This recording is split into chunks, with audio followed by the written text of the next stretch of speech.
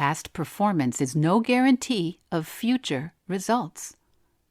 Have you heard this disclaimer? It's usually on mutual funds and financial investments, where the marketing manages to say the disclaimer in a way that sounds like, well, while past returns are no guarantee of future results, there's obviously some correlation which makes similar future results more likely, just not guaranteed.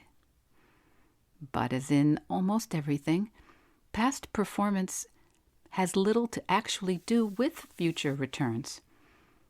What there is a tendency in life to interpret the past from the vantage point of the present and to use that hindsight to predict the future. Maybe that's the wrong way round. What if you could tell your past self, the you of 5 years ago or 10, what you know right now?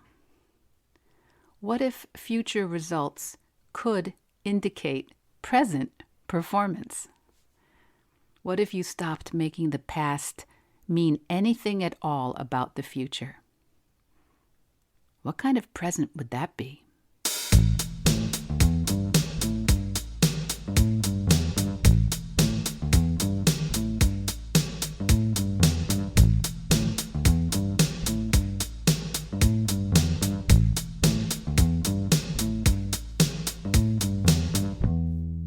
Hello, Veg Heads. You're listening to Vedge Your Best, the plant-based podcast.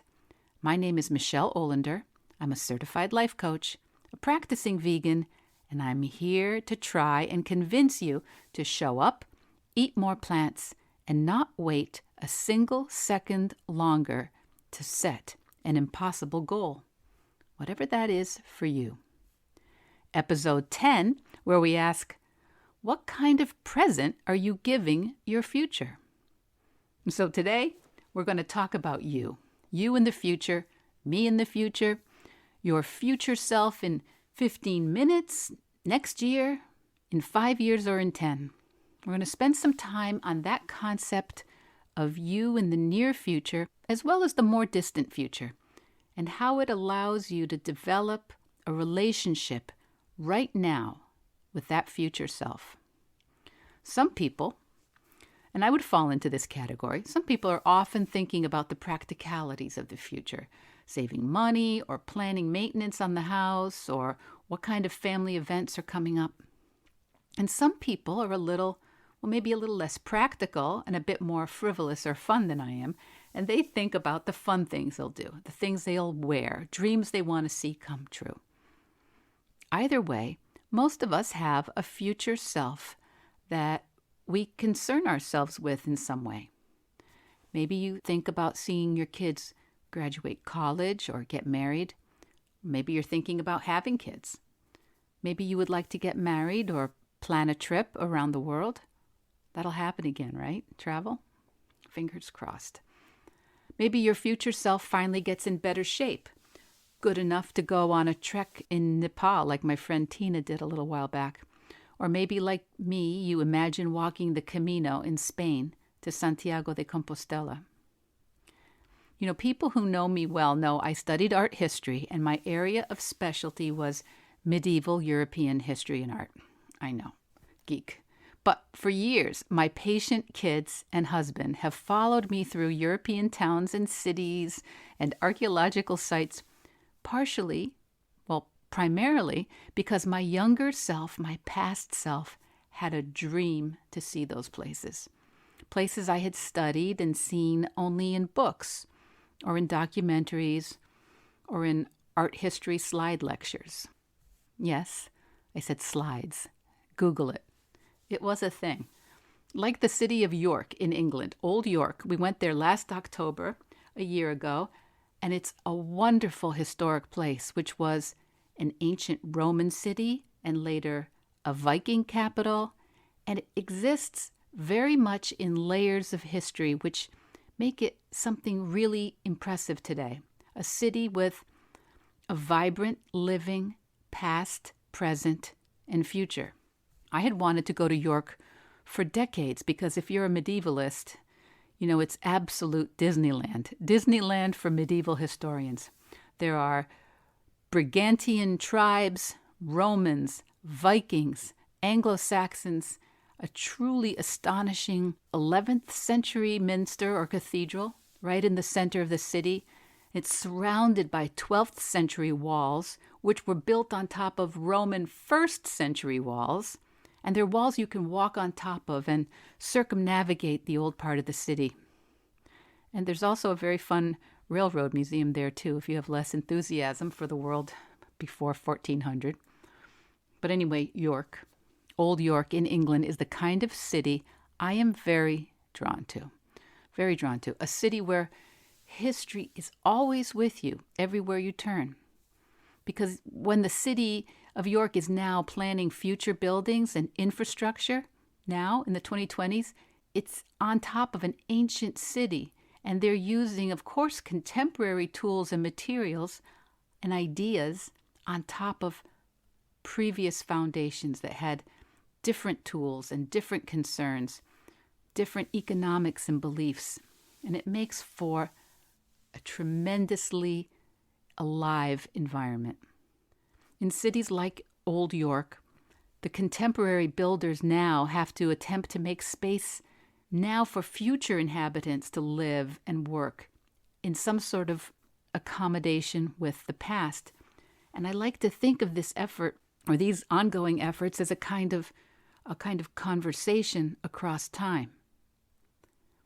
In the process of these conversations, these intersections of 21st century builders creating structures for future citizens atop ancient foundations, there are so many surprises, delightful as well as dreadful, because history is full of both. Human beings are full of both. And we forget that at our peril. Sometimes builders find secret caches of jewels or coins. Other times, plague pits and the sites of executions or imprisonment or torture. But back to you. However old or young you are, in this very moment, you have a past, a present, and a future self. And it's exactly the thing that makes you fascinating and unique. In this moment today, I think it's so interesting to imagine that you are having this kind of conversation where you, present you, is mediating a relationship, a conversation between your past self and your future self. And past self may have really done some phenomenal work. For example, maybe it learned to read, or it struggled with calculus. Maybe it got you through a college degree, or lost weight, or raised children, or picked an interesting career. Your past self may also have had some rough patches. Maybe past self didn't always make choices that turned out as expected, or maybe past self spent a few years not thinking much or at all about future self and didn't invest too much time or energy or money in present you or future you. Or maybe past self thought things were just going to happen in a way that never happened. Past self was wrong about a couple things. And for most of us, it will be a mix, a fascinating mix. Past self did some things that really set us up in the best way. And it also did some things that present self now has to deal with. For many of my clients, that includes some weight gain and some burgeoning medical concerns. And your present self may be looking at herself and maybe also loved ones who are a bit older and think, that's what my future self is going to look like if present self doesn't make some changes. Premature illness, premature aging, lack of energy, lack of strength, an inability to take part in a full and active life that present self wants. If you, like I, believe that a whole food, plant-based diet is essentially the healthiest diet and that there's really no downside, no negative side effects to eating fruits, veggies, legumes, beans, seeds, but you're not eating that way, that's a conversation for you to have with your past self and your future self. Would your future self like to be active, fit, and strong? Would your future self like to dance at a grandchild's wedding or graduation party? Would your future self like to hike the Camino like I would, or celebrate a 50th wedding anniversary? Or keep working? Or keep gardening or traveling? Or still learn to do a handstand? My goals keep showing up in this future self's list. I hope you're doing this for yourself. What are a couple of things your future self would really enjoy, do you think? Take a couple seconds. Your future self. 5 years? 10? I'm 61, and I like to think that I have about 40 years of future self to be mindful of. So your future self, what would your future self thank you for right now? Say future you drops a quick email. Is there email in the future? Anyway, subject line, thanks, past self. What would it say? Nice job paying the insurance premiums. Health insurance really helped when I broke my leg paragliding. And the car choice, good choice. It lasted for years and years, very few repairs. And nice work appreciating the husband. He's still here. I'm glad we're together. Would your future you maybe say, good job cutting down on dairy? Would future self say, thanks for keeping me in mind? I know it wasn't always easy. In fact, what tough thing did you do today or this week for your future self? Maybe it was go to work. Or maybe you said no to a certain food or beverage you were offered. Maybe you remembered you wanted to drink more water, or to put the phone down and go outside for a quick walk, even though your brain said there wasn't time for a proper workout. What could you do today that your future self would thank you for? Or maybe you're thinking it's different for you. Maybe you're always thinking about your future self and you're really good at making big plans, but you never follow through. Do you assume that the trouble your past self had following through on plans and goals means you have no willpower or discipline? You're not alone, because I hear people all the time say that they don't want to think too much about their future selves because the plans they make just never work out. But those plans, that trouble following through, that was your past self. And past performance is no guarantee of future results. A lot of us make having trouble sticking with a new plan mean that there's something wrong with us, that we're weak or unreliable. And the good news is you're wrong about that. Some of us in the past had big dreams and made big plans, but we had trouble executing the plans, trouble following through. And when you do that a few times, you can sometimes start to lose the belief that you can rely on yourself. Not because you're a terrible person, but just because your brain is driving you to make more and more unrealistic plans that you're just not ready to keep. And then, of course, since you don't keep them, they just become more and more abstract, The more you make an unrealistic plan and don't keep it, the more, quote, making plans becomes a totally theoretical activity. Most of the time, if you're honest, you actually know you're not going to keep the plan, but you just make it, and it gives you a break from your self-critical talk about not doing enough. And that's the real issue. When you put your self-esteem on your eating plan or exercise plan or your work calendar or anything else, you're making it kind of impossible to succeed. It's too much pressure. Because when your self-esteem hangs on it, you think, well, it should be at least close to perfect. Otherwise, I can't really feel okay about it. And then because humans, aren't perfect, you can't, we can't, no one can keep to the perfect plan. And then you probably say mean things to yourself and feel terrible. That's what we all do. So then you need a new plan to try and feel a little better about yourself. So you go, another perfect plan. Tomorrow we're going to start it. It'll be perfect. Or worse, you know that you need to make a simpler, more realistic plan, but it seems, well, it just doesn't seem enough to make any difference, so why even bother following it? Does that sound familiar? So this kind of cycle can continue on. And every time you make a plan and don't follow it, you get farther away from your own relationship with your present self. And you start feeling guilty about how you're taking care of your future self. So then, once again, you rein it all in and you go, no, I'm going to decide to make a brand new plan. This time, there'll be nutritional supplements, a $300 Vitamix, and smoothies. But a few weeks or days later, the routine breaks down and you doubt your own ability to make and keep commitments to yourself. It's just more evidence that you're a weak person lacking in discipline. Except you're not.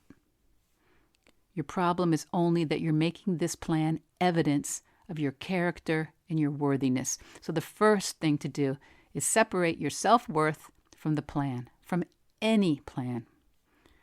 Your self-worth doesn't depend on how much you work out or what you eat or how completely plant-based you are or aren't or anything else you do or don't do. So cut yourself some slack. And while you're at it, cut the rest of the world some slack. Because if you're anything like me, when you're feeling really disappointed in yourself, your brain starts to deflect and notice a lot of people who are doing a very crappy job. In fact, when I start getting obsessed with what other people are doing badly, I know almost automatically I'm trying to avoid some lousy feeling, some self-loathing, some self-disappointment in my own head. People are always doing things. Have you noticed? And sometimes I don't like it. Sometimes I don't like it at all. And I know so many of us just want a new plan, a new regime, a new book that's going to work. But the plan is external. What's in your control? What are your controllables? When you're losing your confidence that you can take care of your future self, stay small, stay specific. That's the minimum baseline. It's a very simple concept, but when you practice it, it really starts to change everything. The minimum baseline is basically the cure for all those perfectionistic tendencies and the judgment you have about your past self. Perfectionism tells you that you need to do everything all at once and perfectly. But the minimum baseline tells you that you need to choose one thing that's in your control at a time and just do it consistently. Perfectionism sounds like, I should stop eating all animal products today, go to the farmer's market every week, Whole Foods once a week, take an online vegan cooking class, and never use another piece of plastic. Minimum baseline is, I'm going to buy and eat more local, seasonal veggies and fruits every week until that just becomes normal and my brain stops making it all a big deal. Then maybe you add in something like an unfamiliar vegetable once a month or once a season, a different variety of apple or lettuce or squash. Unfamiliar vegetable is one of those things I like to post on Instagram now and then because as much as I love veggies, I run across some I still don't know what to do with now and then. And I still don't know what to do with kohlrabi. Do you? Kohlrabi? This fall, I roasted some unfamiliar squashes and posted those on Instagram. Yeah, you can find me on the gram, Vedge_your_best. But whatever area it's in, your minimum baseline should be the smallest commitment you can make that you know you can follow through on. And this will involve overruling your brain. It should feel very doable when you set it. You shouldn't have that gut-turning sense that you'll never actually do it. For example, your minimum baseline might be eating a fruit or vegetable with every meal. Your perfectionist brain won't like that at all because it seems pointless, but it's not. If you really do eat some extra veggies, fruits, legumes, seeds, or beans 3 times a week or consistently, You're doing way more for your body than buying a whole lot of food and vegan cookbooks and cooking tools and then not eating it, food going bad, wasting money, just more evidence to your brain that you never follow through. Thinking about a minimum baseline or a baby step or a micro step, you're also doing way more for your present self and your future self. You're honoring your commitments to yourself here, today, and you're helping your future self to acquire the strong habit of including lots of veggies in your diet. And some of us actually need some time to accustom our gut flora and digestion to a lot of new fiber and a lot of new vegetables.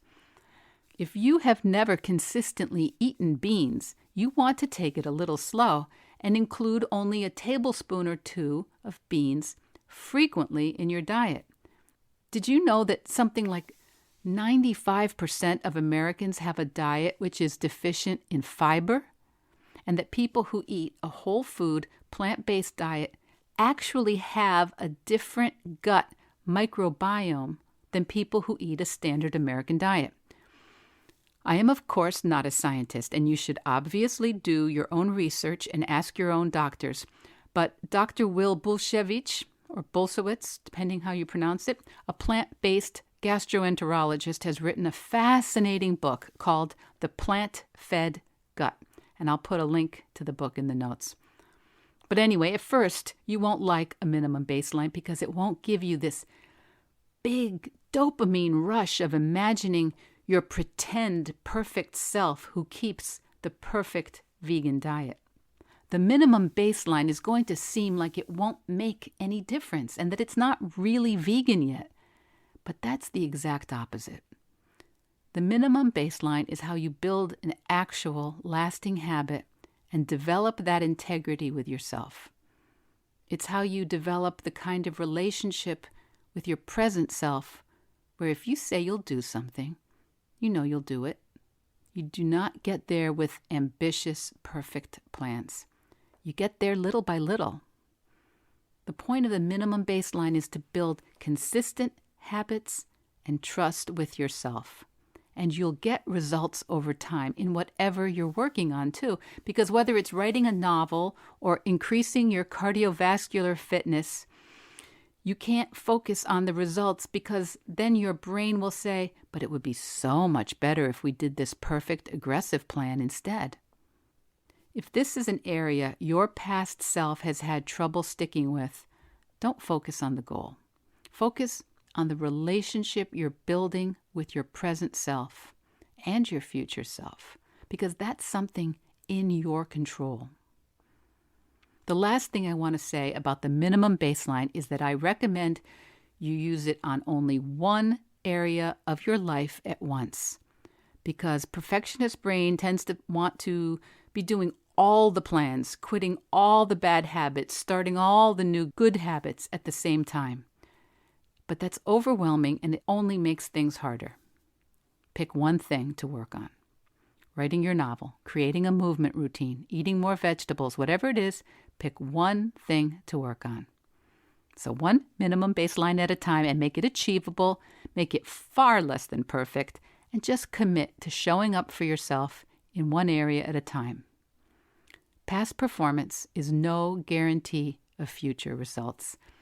Because if there's something you do well, enjoy, or feel good about now, it is because your past self did make some efforts and keep at it, right? Sometimes we discount those things and we remember our fails instead. What comes up for you? Learning to parallel park, bake, play guitar, swim, garden, read, a certification that allowed you to do a more advanced job or charge more per hour, an article or book you published, a family you raised, a parent you cared for, a relationship you repaired or renewed. If there is something that present you is proud of, it most likely was something you committed to doing bit by bit for a long time, even when it was hard. You had to invest time and energy, maybe physical effort. Maybe it meant holding your tongue or practicing patience. take some time this week to really think about all the efforts your past self took to set you up with the things you value in your life right now. Often we take these things for granted and we don't even remember how hard-won the things in our life were. And if there's something about past you that present you is not proud of, well, it's just proof that you're a human being. People who seem very successful in a lot of areas, remember this, the most successful people, they just tend to be people who fail more and keep going. That's all. So many of us, myself many times included, think, if I were any good at this, I would have done it by now. But we can't do what we stop trying to do. Tomorrow's another day. So was yesterday. Let that sink in. You know, my goal is to encourage as many people as possible to move towards a primarily plant-based diet. And if that sounds just too out of reach right now, I get it. But maybe just do one thing that your future self will thank you for. You know, when I was in grade school, I had some very excellent language teachers, and they had this technique at the beginning of the school year. The teacher would have us open up the end of our textbook and look at the chapter we would be finishing up in June at the end of the school year. And it would, of course, be gobbledygook to us. I remember my Russian teacher doing this every year, and I think my Spanish teacher. So the teacher would read out the last lesson of the school year, and then she would say, "And you will all know all of this material in June." Isn't that amazing? I don't know why every teacher doesn't do that. Even though the future can sometimes seem far away or hard to predict, the future's starting right now. And future you is right here. Past you did the best she could with what she knew. My teacher often suggests we write little notes bridging between our time zones. For example, a letter from our present self to our past self, say age 17. What would we tell her if we could? What would she have really wanted or needed to hear? And what would our future self, what could our future self write to us now that would help us out? Maybe that she really appreciates the price we're willing to pay right now to be uncomfortable, or try new things, or make an extra effort for the sake of our future self. And not just the future self, right? Because future self has friends and loved ones and a community that she's really valuable to. What kind of present do you have to offer your future self? What minimum baseline, what simple choices could you commit to right now that your future self will thank you for? When I do planks or push-ups, I guarantee you I am not impressing myself in the present because my planks and push-ups are nothing much today, but they are something my past self hoped I would be able to do. And with a little luck, my future self will have amazing upper body strength. You're welcome, future self. If visualizing your future self is uncomfortable for you, or if you find the idea overwhelming or dispiriting, you're not alone. There's nothing weird about that. And this would be a great thing to talk with a coach about.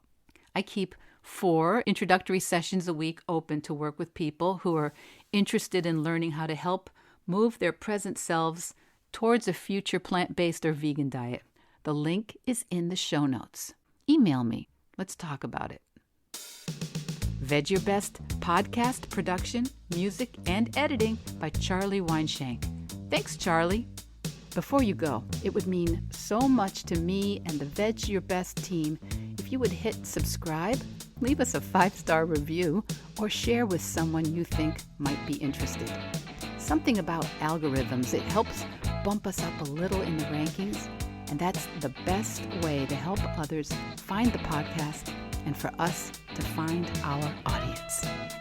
So, until next week, make it easy and veg your best.